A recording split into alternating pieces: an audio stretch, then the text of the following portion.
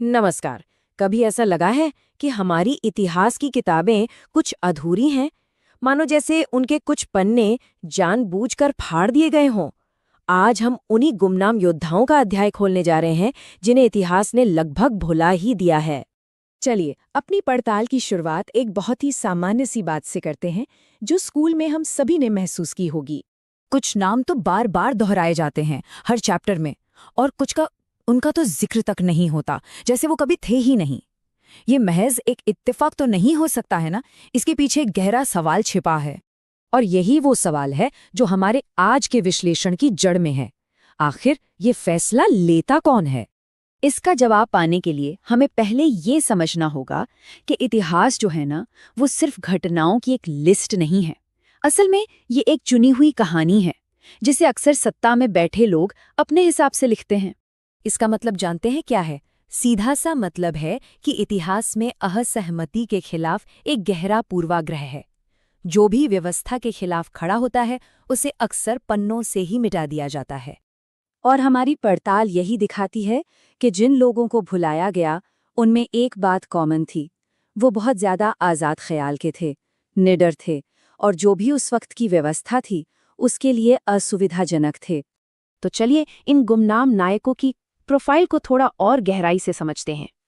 ये स्लाइड बहुत अच्छी तरह से दिखाती है कि जिनके पास अपनी कहानी लिखवाने के साधन थे, यानी बड़े बड़े महल और शाही इतिहासकार, और जिनके पास सिर्फ अपनी तलवार, अपनी हिम्मत और अपना कर्तव्य था, उनके बीच कितना बड़ा फर्क था।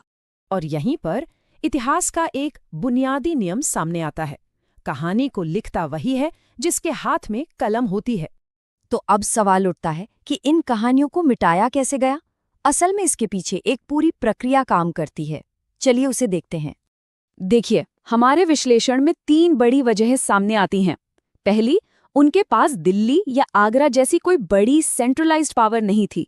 दूसरी, उनकी कहानियां वो एक जगह नहीं थी, बिखरी हुई थीं। और तीसरी, उनके असर को लोकल या स्थानीय बोलकर छोटा बता दिया गया। और ये बात हमें याद दिलाती है कि राष्ट्रीय प्रभाव का मतलब सिर्फ राजधानी पर कब्जा करना नहीं होता। इतिहास तो हर उस जगह बनता है जहां लोग अपने स्वाभिमान के लिए, अपनी मिट्टी के लिए खड़े होते हैं। आधिकारिक कहानी क्या करती है? वो इन सभी संघर्षों को अलग अलग बिखरे हुए विद्रोहों की तरह दिखाती है। ऐसा करके वो उनकी विरासत के असली पैमाने को बहुत छोटा कर देती है।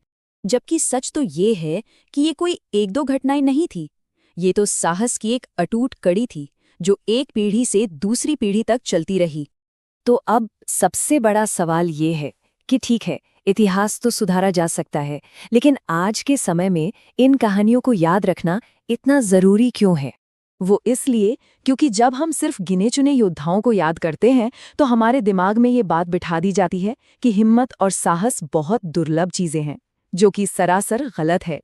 इन खोई हुई कहानियों को जब हम फिर से खोजते हैं, तो एक सीधी और सरल सच्चाई सामने आती है कि साहस हर जगह था। और देखिए, उनके महत्व को समझने के लिए हमें हार और जीत के तराजू से ऊपर उठकर देखना होगा। सबसे जरूरी बात ये नहीं कि नतीजा क्या हुआ, सबसे जरूरी बात ये है कि हालात चाहे जैसे भी हों, उन्होंने अन्याय के सामने खड़े रहने का फैसला किया। यही उनकी असली विरासत है। तो आखिर में ये सवाल हम सबके लिए है कि अगर इतिहास सिर्फ मशहूर लोगों की कहानी बनकर रह जाएगा, तो फिर उन लोगों को कौन याद रखेगा जिन्होंने नाम कमाने के लिए नहीं, बल्कि सिर्फ अपना कर्तव्य निभाने के लिए लड़ाई लड़ी।